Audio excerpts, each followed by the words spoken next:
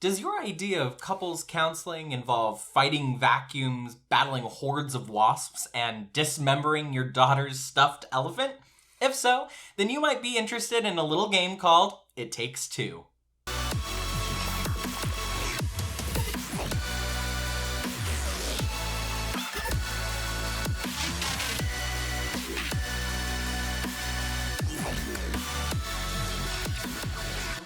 What's up, everybody? Welcome to 3VO, where we are all on the same team. I'm one of your hosts, Brendan, and this week things are a little bit different. If you're listening to the audio-only version, then you probably haven't guessed, but if you're watching the video, then you can see that I am not with Jordan this week. Unfortunately, Jordan wasn't able to be in attendance to host, but luckily, Garrett has stepped up to the plate to co-host with me this week. How you doing, Garrett? I'm doing pretty good. Hi guys, I'm the editor, and I basically do everything behind the scenes, so it's kind of nice being up front for a change. If you're new to the show, Garrett's behind all of the things, like all of the transitions, all of the really cool animations, everything that makes us look good on the show, he's responsible for. So thanks for filling in. It's really, really important that we stay regular, and it's really great that you stepped up to the plate, so thanks. So this is the part of the show where Jordan and I would normally ask each other what we've been up to, but we live together, so I know and he knows what we've been up to. So I'll just tell you all what we've been doing. I've been playing some Pokemon Snap recently, gearing up for the new content update that's coming out. As of the release of this episode, it's probably already out. I think it's coming out either the 3rd or the 8th of August, so very soon. We also started playing a newer game that's out on the Game Pass on Xbox called The Ascent. It's a top-down shooter style in the vein of like Diablo, but a cyberpunk skin on it. It's pretty fun, and I would recommend that you check it out, and that's pretty much what we've been up to.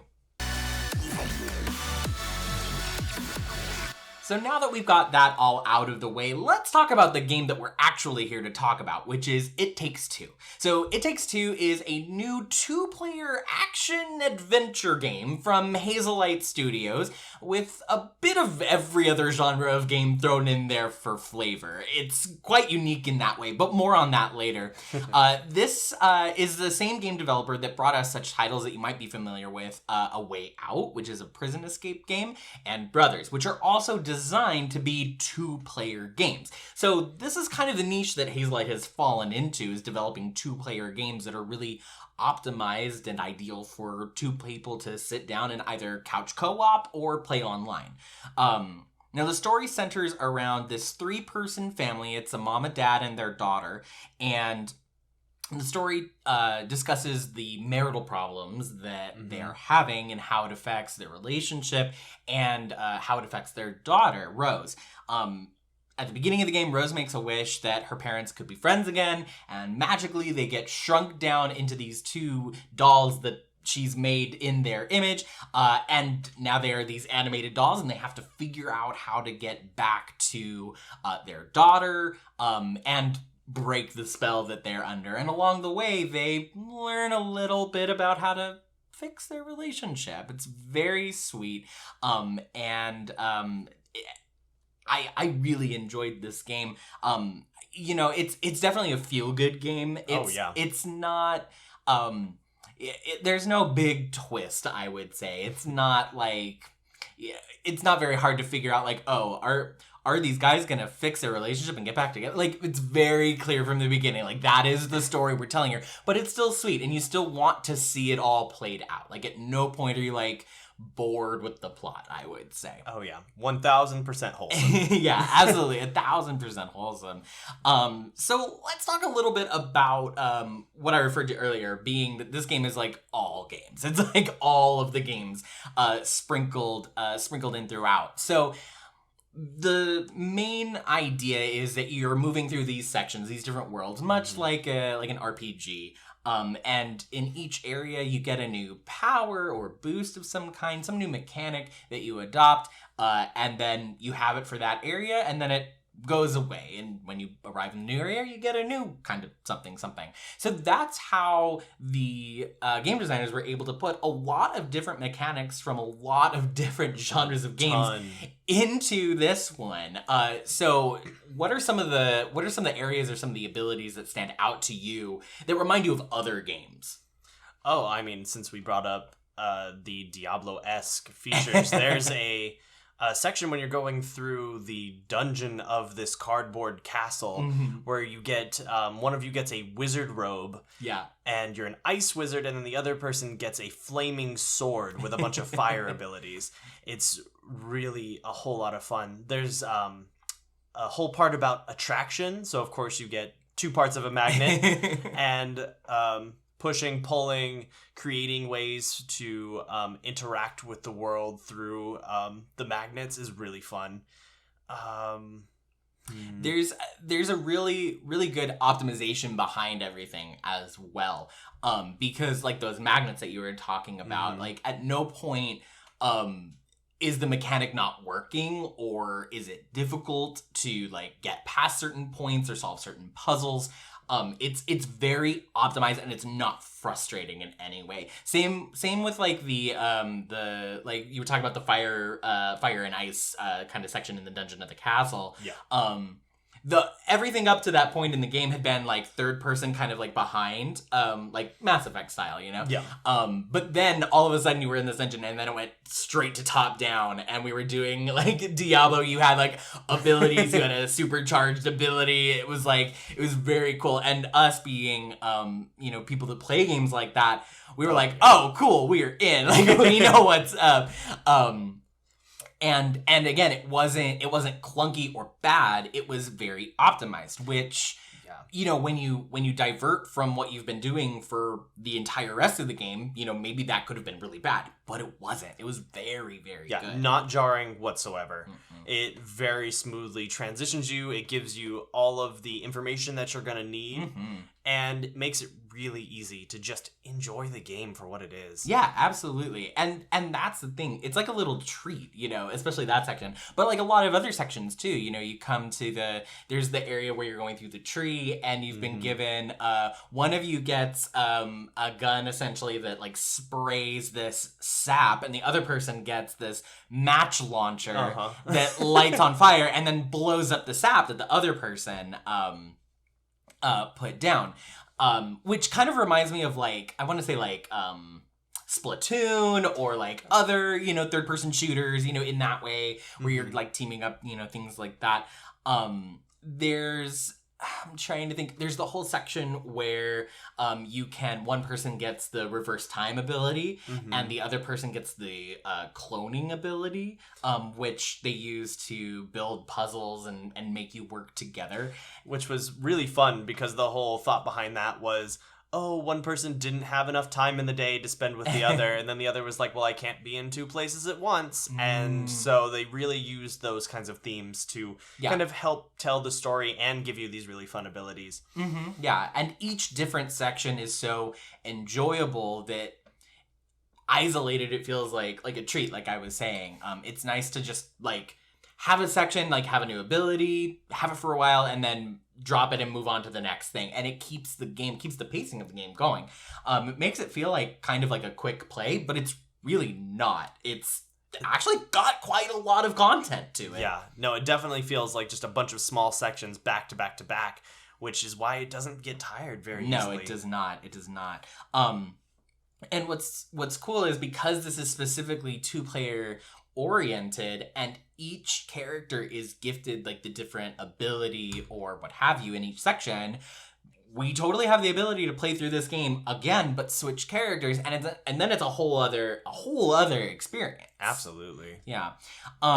Now, this game has a lot of mini games inside it, which I think were one of our favorite things to kind of come across and discover throughout the game too. So tucked into all of the different worlds and regions that you go to are these tiny isolated little mini games that you can play against each other. It's kind of the only point in the game where you're actually competing against each other, I would say. Yeah, for you competitives out there, this was a really fun experience, because we're super competitive with each other, like really bad.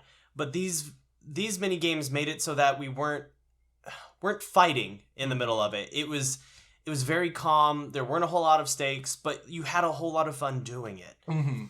And I mean, we got like mildly agitated. As we should, at times. But it was great because there was a balance. There were some mini games that you were really good at. There were some mini games that I was really good at. So it never felt one-sided or unenjoyable for one party. Yeah. There's also this really charming cast of characters that appear throughout the entirety of the game. So you have the main characters, Cody and May, the mom and the dad, who are trying to work together to get through, the different worlds.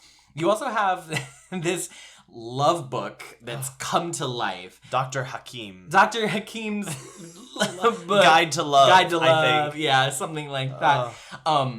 He becomes animated and starts like coaching the two main characters through how to, get from point A to point B, and then also how to like rebuild their relationship. But he's so grandiose and so in your face about everything.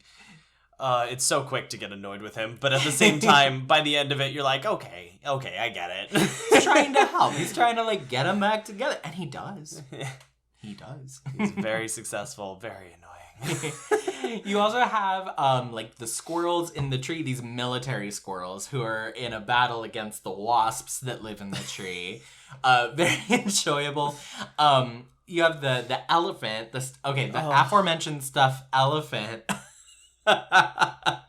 So at one point the characters are thinking, oh, we need to make Rose cry because she cried when she wished us to be like friends again, and that's what made us small. So if we get her to cry again, that'll break the spell. Bad logic. Bad spell-breaking logic, in my opinion. But okay. So they set on this mission to get Rose's stuffed elephant, which is her favorite toy. Her favorite toy. And they're like, okay, we're gonna rip it apart. We're gonna destroy it, and then that'll make her cry. And then we'll have her tears fall on us, and that will break the spell. And that all seemed fine until you actually got to the elephant stuffed animal, who's the queen of the cardboard castle, naturally. And she's just the sweetest, most pleasant thing. And she's like, oh, do you want to be my friend? And you're like there to like dismember her. And she hears you. And she hears you say that you're going to kill her. And oh man, it's traumatic almost. It's a little traumatic. And it doesn't work, notably. No, it does not. Which I think is fitting because it kind of just goes to show how distanced the parents have become, not only from each other, but from their daughter as well. Absolutely. Yeah. We talked about how the mechanics are really optimized in the game. Everything is ideal. Like, it never feels like you're never frustrated. You're never like pounding your head against, the wall trying to get past a point because the mechanics are not working correctly, which I think is a feat in and of itself because there are so many throughout the game. Mm-hmm. It's not like running, jumping, swimming, climbing, and that's it. It's like, okay, you've got this gun, and this character has this other gun, and they complement each other. Mm-hmm. And then you've got, cloning yourself and rewinding time, and you've got, the fire rail grinding and skating and using the grappling hook. There's so many different ways to explore the world, and it really just sucks you in from the beginning. Mm-hmm. Yeah, no, absolutely. But everything about it is optimized such that you're not frustrated with anything. Absolutely. Which I could very well see being the case. You go for lots and lots and lots of different things, and you don't do all of them very, very well. But that's not the case with this game. Everything is done very, very well. And it's constantly exciting. There's so many moments that our hearts were like pounding. Oh yeah, I want to say the tension was high and quite a few points. Yeah, especially the boss fights. The boss fights, especially, were all exciting and all different. They were not like no aspects of any were the same. Mm-hmm. And And that's really fun. That's really exciting and really rewarding. And you had to use like the abilities that you had become comfortable with, throughout the previous region, to defeat those bosses. So honestly, a lot of the mechanics and a lot of the game reminded me of Ratchet and Clank. Oh. Better, much better than some of the mechanics that were in the game in Ratchet and Clank, but very similar-esque in the methods they went about it, in the way the boss fights felt kind of difficult, but also really fun at the same time, and every part of the game feels unique, because there are definitely times in Ratchet and Clank where you have to go and you have this platformer-esque type section, and then you have to switch with your robot buddy to become small and get into these different areas. So it was nice kind of feeling that nostalgia, at least for me. Oh, okay, yeah. I never played Ratchet and Clank, so that's cool though. I didn't know that it was like that. So in like boss fights and moving through all of these different areas and having areas where you can like fall to your death and stuff, there's some amount of dying. But what's nice about this game is that it's never really the worst thing, because it has that sort of feature that some games have when you have multiple players, where if somebody dies, there's like a quick respawn time, but as long as the other person stays alive, then you don't have to go back. And that is true of this game too. It's a really quick respawn. It's like 7 seconds, if that. And you can make it faster by pressing the Y button. Yeah, you can tap the Y button repeatedly, and that'll make it go by faster. But even if you're facing down a particularly difficult enemy, like some of the bosses, and you do both die, it's not going to set you back that far at all. This game is very good at saving your progress and not making you pay the price and go back to like the beginning of a stage if you die, which could be really frustrating and get real old real fast. There are very clear checkpoints. Yeah, and just hand over foot checkpoints. Yeah. It's just so many. And then sprinkled throughout the game are just really wonderful individual moments that aren't, particularly, a great, example of like mechanics or the gameplay or they don't really plot further anything. But they're just great. Like there's this whole section towards the end of the game, where the electronic section, where we're getting like the amps and the microphones and everything. Oh yes, that room was huge. Yeah, it was massive. But do you remember that really exciting moment where we walked in and there was like the like synthesizers and we had to like make a beat, like make a little song? That was so cool. So to like advance, you had to like make there was like 3 different synthesizers going on a steady and beat. You had to have enough power from each of them to continue on. So we were adding notes and like little percussive hits and things, and then by the end we had this like song essentially. And then the doors opened up and it layered more stuff on top of the song that we made, and it was like backing the next section of. It was so cool. It was a customized experience that you're going to have a different one every single time for every different player that you have. And you don't get that with a lot of games. No, yeah. It was really enjoyable. I mean, the whole like ice town, I think, was really enjoyable. Skating around. The skates were fantastic. Skating was really fantastic. Solving all those little puzzles in that town was really fun and rewarding. And it had a lot of like mini games and stuff inside. Even that too. Scary anglerfish down at the bottom of the water. Right. Oh my gosh, I remember that. Oh my gosh. And the puzzle solving in this game is really, really fun because, I don't know, I really like tackling puzzles with multiple people, like doing escape rooms and things like that. So it's fun to sit down and like have 2 heads going at a problem, especially if the problem is like bifurcated and it's like, oh, I've got to do this so that you can do this, so you can do this, and you're like, moving the pieces together to get to the end result. Really sometimes a couple of seconds is all it takes for you to mess up the problem. Yeah. So overall, really, really fun experience with It Takes Two. Super replayable because, as I said, I would be happy to sit and play. I played Cody, so I'd be happy to sit down and play Cody again. But I'd really like to try out May because everything is different. Yeah, definitely. It's really, really worth it. Really replayable. It Takes Two is available everywhere except Switch. So it's available on PC, PS4, and PS5, and Xbox. And as an added bonus, if you do have somebody else that you want to play the game with, only one of you has to download it. There is a free Friends Pass that the other person can download, and then you can play it together. So that's really nice. And to boot, the game's only like $40. Yeah. It's criminally underpriced, just like Spiritfarer. Criminally underpriced, these little indie games. But before you jump in and buy it, you do have to have a second player. You can do it online and let, I think, like a random player play with you. I'm not quite sure. But you do have to have a second player. They do not allow a single player format. Unfortunately. But it makes sense because of the type of game that it is and all of the puzzle solving and the tandem platforming. You just need another person. It's worth it. Absolutely. Well, everybody, that's all the time that we have for this week. This was our episode of It Takes Two. Let us know what you thought of this game. Are you going to pick it up? Do you have somebody to play it with? And if you've already played it through, then let us know about your favorite areas, your favorite mini games, and your favorite powers. We want to know. You can also send us future ideas for games that we can cover on the show or any other topic by sending us an email at 3vopodcastteam@gmail.com.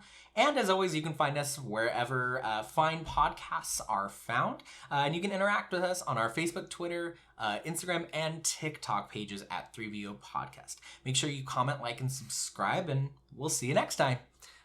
Bye, everybody.